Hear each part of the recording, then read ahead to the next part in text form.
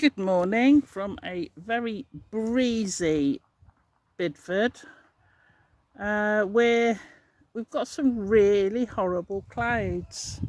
But I wanted to try and get my hour in today, which I've successfully done for about 3 or 4 weeks now. Been on some new painkillers, so yay, managing to start and get on top of it.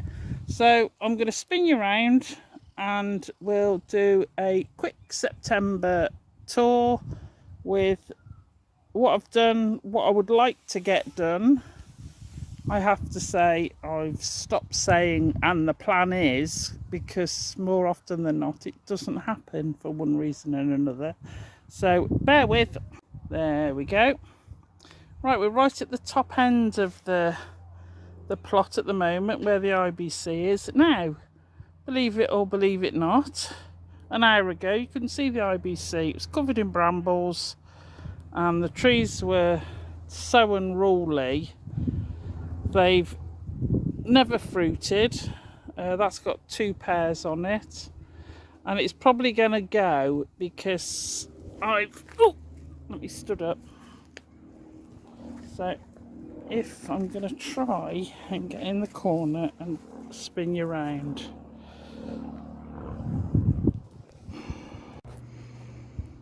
There, that's better, isn't it? Right, so this area here is where I'm planning to put a greenhouse or polytunnel. Haven't decided which yet, but this is taking some clearing under here. I've got a privet hedge at the back that we actually planted when we moved here because it's well open and that's where we get the prevailing wind from. So the idea was that it would give us a bit of a windbreak. The trees are probably going to get the pruning of a lifetime, and then they will either grow or they won't.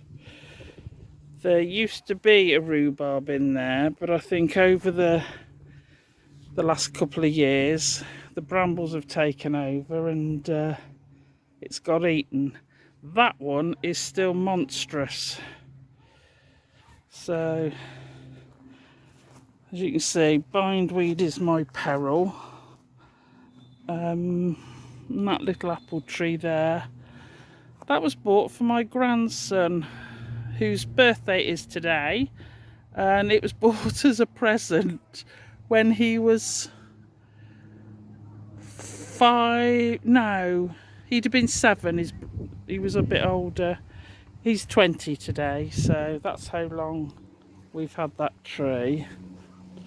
But standing back here you can see sort of the layout. Sorry Bill, try and keep you out of it. But you can see that's where I'm planning for the greenhouse because it's got more shade. Now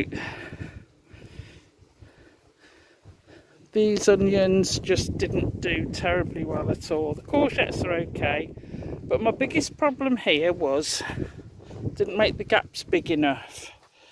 So this one's gonna be knocked that way,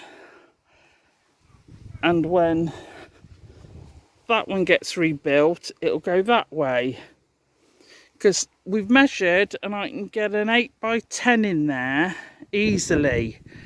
I could go the other way with a polytunnel and get a decent one in from there right up to here, but I don't think I'd use that amount of space here because I've got a greenhouse at home, so I don't actually need it. This is one of the bigger beds, what we call one of the swing beds. These are looking fabulous. So happy with I can always seem to get a glut of courgettes. It doesn't matter where I plant them, they just grow. So that's the 2 swing beds.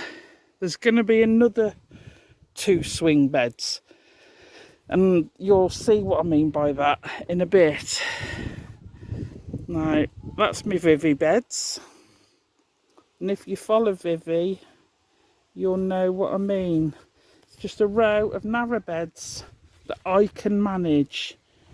And again, everything's looking fabulous. Got masses of white fly on here, but if it grows, it grows. Should we say that? Just these dahlias I just leave in every year, but I don't know what happened to those two. They didn't come back up properly. So in case it was pigeons chewing them when they started, I did actually just put a cage over them. They've never done anything since. This was where my big strawberry bed was. Went right from here to the bottom. But they've all gone. They were about 10 years old, some of those strawberries. And to be fair, they weren't fruiting very well. So they've gone. But everything's looking grand. Really pleased with it. So here, I've got my pegs in. We marked it out yesterday. So there's going to be another 2 swing beds here. So I've got a row of little beds up there, 2 swing beds, row of 5, 2 swing beds, and then there'll be another row of 5 here. Now, that's the swing. Let's come round so you can see it. They were really late going in because I was really poorly at the beginning of the season, but they're cropping brilliantly. And my thought was, if I have 4 swing beds every year, I can just move them round. So it'll be in this bed, then that next year that bed, and then next year that bed, and so on. So that is where we're going to go. And again, so all the clippings going on there, and that'll all just get burnt. So again, bindweed, horrible bindweed.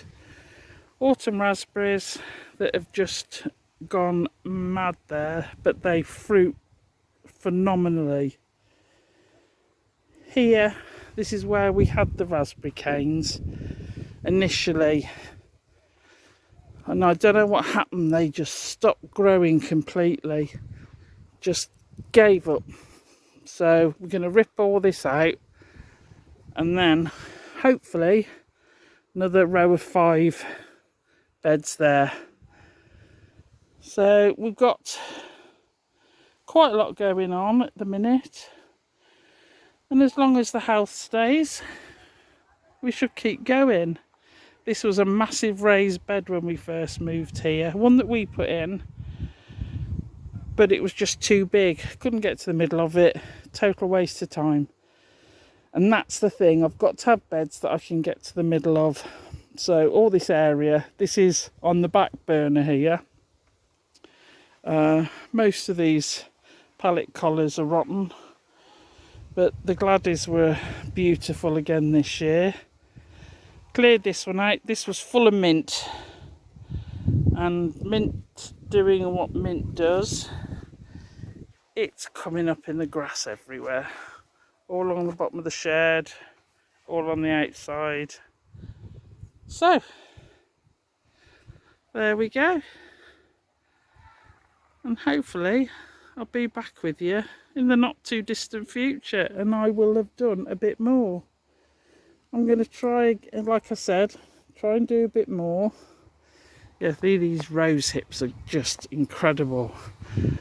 And because there's so many, I thought there's got to be something I can do with them. So I researched, went on the internet and the Google web and all of that. The processing for rose hips is phenomenal, so I thought, do you know what? Nah. So we'll enjoy the flowers when they're there, and when they're not, we won't. So yeah. So lots of plans for this area, not even going to think about it. So, because I really do need to get that top section sorted, keep the growing, and hopefully we'll get on. So, morning. Well, that all ended a bit abruptly. Doing the editing and realised it sort of stopped. So, popped in to say goodbye. Thank you for watching, and hopefully see you next time. Take care. Bye.